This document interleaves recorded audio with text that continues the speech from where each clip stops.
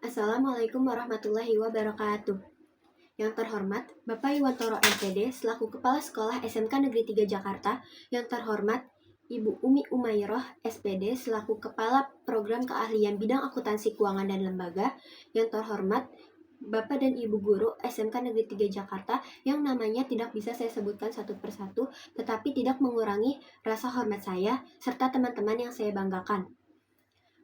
Perkenalkan, nama saya Anindita Belia Putri dari kelas 12 AKL.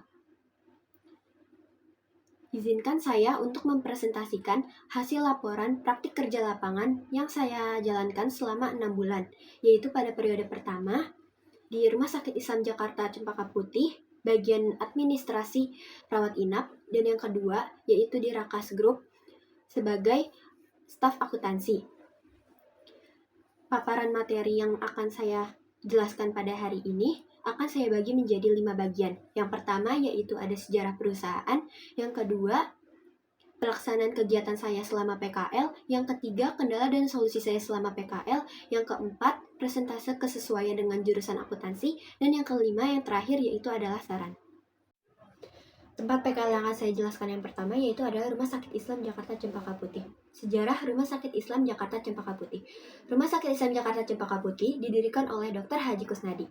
Yayasan resmi berdiri pada 18 April 1967 melalui Akte Nomor 36 Tahun 1967. Pembangunan dibantu SCCFA Belanda dan lahan seluas 7 hektar di Cempaka Putih, Jakarta dari pemerintah DKI Jakarta. Rumah sakit mulai beroperasi pada 23 Juni 1971 dan diresmikan oleh Presiden Soeharto. Visi dari Rumah Sakit Islam Jakarta Cempaka Putih yaitu menjadi rumah sakit kepercayaan masyarakat yang unggul, islami, dan tangguh. Misinya yaitu yang pertama, pelayanan kesehatan yang islami, profesional, dan bermutu dengan tetap peduli pada kaum duafa. Yang kedua, mampu memimpin pengembangan rumah sakit Islam lainnya. Yang ketiga, mampu menyelenggarakan pendidikan kedokteran dan kedokteran spesialis serta perkaderan bagi tenaga kesehatan lainnya. Yang keempat, mewujudkan tata kelola manajemen rumah sakit yang sustainable didukung oleh tata kelola keuangan yang akuntabel. Yang kelima, mampu mengembangkan sinergitas aliansi Rumah Sakit Islam Jakarta. Materi selanjutnya adalah pelaksanaan kegiatan di Rumah Sakit Islam Jakarta Cempaka Putih. Yang pertama yaitu adalah menyiapkan berkas pasien. Pada tugas ini saya ditugaskan setiap pagi dan siang hari. Biasanya pembimbing saya membawa dokumen pasien yaitu seperti SPP BPJS, slip pendaftaran, dan kartu pasien. Lalu memasukkannya ke dalam map dan memberikan nama pasien agar mudah diidentifikasi. Yang kedua yaitu menyusun berkas pasien ke kabinet. Setelah disusun di dalam map berkas tersebut, saya menyusunnya ke dalam kabinet yang sudah diberikan nama ruangan rawat inap. Yang ketiga yaitu membantu proses pulang pasien. Tugas ini adalah tugas utama saya di loket rawat inap. Saya menerima surat izin pasien pulang, terus SPP BPJS, slip pendaftaran, dan lalu mencari berkas tersebut di dalam kabinet, lalu memisahkan dokumen antara yang asli dan yang buat arsip, dan habis itu membuat dan menyerahkan nota izin pulang kepada pasien untuk diberikan kepada perawat. Yang keempat yaitu mengatur atau setting berkas. Pekerjaan ini hanya dilakukan selama 1 bulan. Biasanya saya menyusun billing BPJS, SPP asli BPJS, dan slip pendaftaran sesuai dengan nama pasien. Yang kelima yaitu adalah merekapitulasi pasien pulang. Pada tugas ini saya melakukan rekapitulasi pasien pulang di Microsoft Excel. Data yang direkap yaitu ada nama pasien, nomor BPJS, nomor rekam medis, tanggal keluar dan masuk rumah sakit, dan ruangan rawat inap pasien tersebut. Yang keenam yaitu ada cek dokter. Saya melakukannya di web Teramedik dengan memasukkan transaksi kasir dan nomor rekam medis pasien. Dilakukannya yaitu agar mengecek apakah ada duplikasi entry dokter umum pada biaya visit dan biaya tindakan, dan menambahkan dokter DPJP apabila belum tercantum sesuai dengan tanggal perawatan. Selanjutnya, yang ketujuh itu adalah fotokopi berkas. Fotokopi berkas Biasanya saya melakukannya untuk keperluan arsip seperti surat kronologis kecelakaan, rawat, SG, dan dokumen-dokumen lain. Yang kedelapan yaitu memindai scan berkas. Tugasnya yaitu adalah men-scan dokumen asuransi pasien yang dirawat inap dan rawat jalan untuk keperluan arsip digital. Yang kesembilan yaitu adalah mengunggah file asuransi. Pada tugas ini saya mengunggahnya menggunakan web provide edisi, yaitu dengan memasukkan data berkas seperti jenis berkas, nomor berkas, dan nominal kwitansinya. Dan lalu kita mengklik hard copy untuk mengambil soft file yang sudah di-scan untuk diunggah ke web tersebut. Terus yang ke-10 yaitu adalah mengirim tagihan asuransi. Jadi selain mengirim berkas asuransi dengan soft file, kita juga mengirim berkas tersebut ke kantor pos agar dikirim ke perusahaan asuransi tersebut, yaitu dengan mempacking berkas-berkas tersebut ke dalam map coklat, lalu mengirim ke kantor pos. Yang ke-11 yaitu mengantar berkas.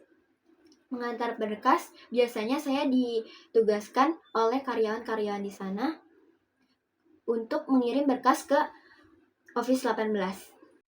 Selanjutnya yaitu ada kendala dan solusi yang saya alami di Rumah Sakit Islam Jakarta Cempaka Putih. Kendala yang pertama yaitu sulit berbaur dengan karyawan di sana dan suasana tegang. Solusinya yaitu dengan berkomunikasi sopan, mendengarkan dan membangun hubungan yang baik dengan karyawan di sana. Yang kedua yaitu merasa kurang percaya diri ketika memberikan informasi tentang tata letak ruangan di rumah sakit. Solusinya yaitu dengan memastikan informasi akurat dengan konfirmasi dan memahami tata letak ruangan. Yang ketiga yaitu arahan berbeda dari karyawan kadang membuat saya bingung dengan prioritas tugas. Solusinya yaitu dengan klarifikasi langsung, mencatat instruksi, dan berkonsultasi agar tugas terarah. Selanjutnya yaitu ada presentasi kesesuaian PKL di Rumah Sakit Islam Jakarta Cempaka Putih dengan jurusan saya yaitu akuntansi keuangan dan lembaga. Presentasinya yaitu adalah 45%. Karena PKL di bagian administrasi rawat inap tidak sepenuhnya terkait akuntansi karena rumah sakit memiliki banyak divisi. Tugas yang diberikan lebih bersifat administratif seperti pengelolaan dan pengiriman berkas.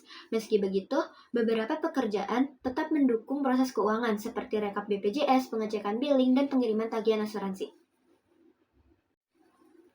Perusahaan yang kedua yaitu ada Rakas Group.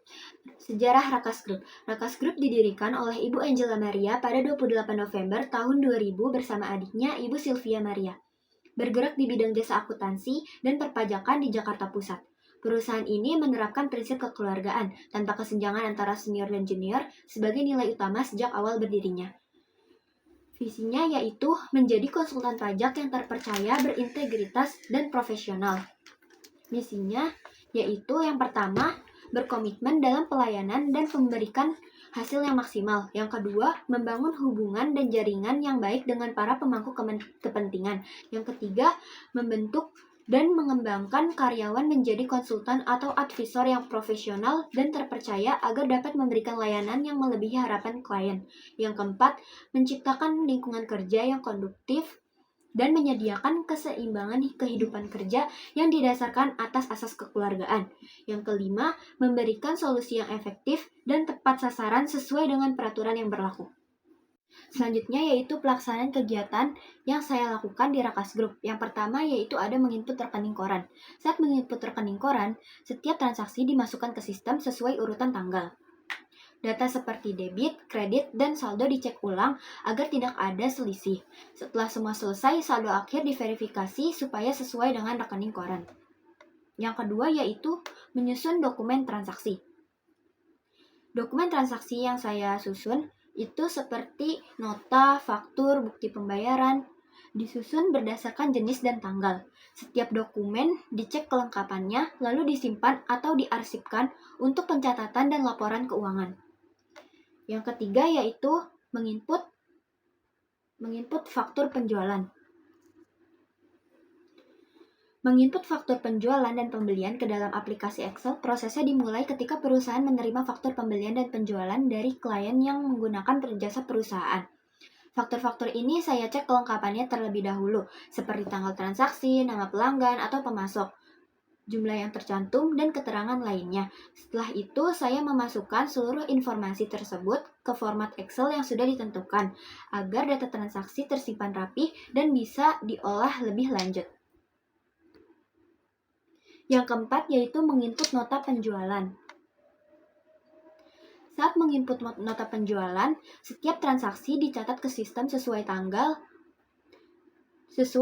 Data yang dimasukkan meliputi nomor nota, nama pelanggan, produk, jumlah, harga, dan total penjualan. Setelah selesai, dilakukan pengecekan ulang agar data akurat dan siap digunakan untuk laporan penjualan atau rekonsiliasi. Yang terakhir yaitu adalah membuat buku besar atau general ledger. Biasanya tugas ini diberikan kepada saya pada saat akhir bulan, yaitu saat menginput buku besar, setiap transaksi dari jurnal dipindahkan ke akun-akun terkait di sistem. Data yang dicari meliputi debit, kredit, dan tanggal transaksi. Setelah semua selesai diinput, dilakukan pengecekan saldo untuk memastikan akurasi data tersebut. Selanjutnya yaitu adalah kendala dan solusi selama saya PKL di Rakas Group. Yang pertama yaitu komputer saya sering mati mendadak dan mengakibatkan hilangnya data yang telah saya input. Solusinya yaitu dengan berkonsultasi dengan pembimbing atau meminjam laptop karyawan Rakas Group. Dan juga saya rutin menyimpan data agar data yang diinput tidak hilang. Yang kedua yaitu respon karyawan lambat saat konsultasi tugas yang mereka berikan. Solusinya yaitu dengan menghubungi atau mendatangi karyawan tersebut saat butuh bantuan. Yang ketiga yaitu adalah perbedaan nominal antara nota penjualan dan data bank. Solusinya yaitu dengan menanyakan selisih nominal kepada pembimbing agar tidak salah input. Selanjutnya yang keempat adalah instruksi pembimbing kurang jelas sehingga perlu konfirmasi. Solusinya yaitu dengan memahami tugas terlebih dahulu, lalu meminta penjelasan atau bantuan jika belum jelas. Selanjutnya yang terakhir, yang kelima, kendalanya adalah angka atau tulisan pada dokumen transaksi sering samar-samar atau sulit dibaca. Dan solusinya yaitu dengan menanyakan angka atau tulisan samar-samar ke teman PKL atau langsung kepada pembimbing. Materi selanjutnya yaitu presentase kesesuaian PKL di Rakas Group dengan jurusan akuntansi keuangan dan lembaga. Presentasinya yaitu 100/100 karena tugas-tugas yang di Rakus Group itu sangat berkaitan dengan akuntansi. Karena melibatkan pencatatan data keuangan, pengelolaan dokumen, dan pembuatan buku besar yang menjadi dasar dari proses akuntansi, meskipun tidak langsung ke sistem keuangan utama. Materi terakhir yang akan saya sampaikan yaitu adalah saran. Yang pertama, saran untuk sekolah yaitu adalah sekolah diharapkan melakukan pengawasan aktif selama PKL dengan pembimbing mengunjungi tempat PKL minimal 3 kali. Selain itu, pembimbing perlu menjaga komunikasi rutin melalui WhatsApp agar siswa bisa berkonsultasi, melaporkan perkembangan, serta mendapat dukungan dan arahan secara cepat dan efektif.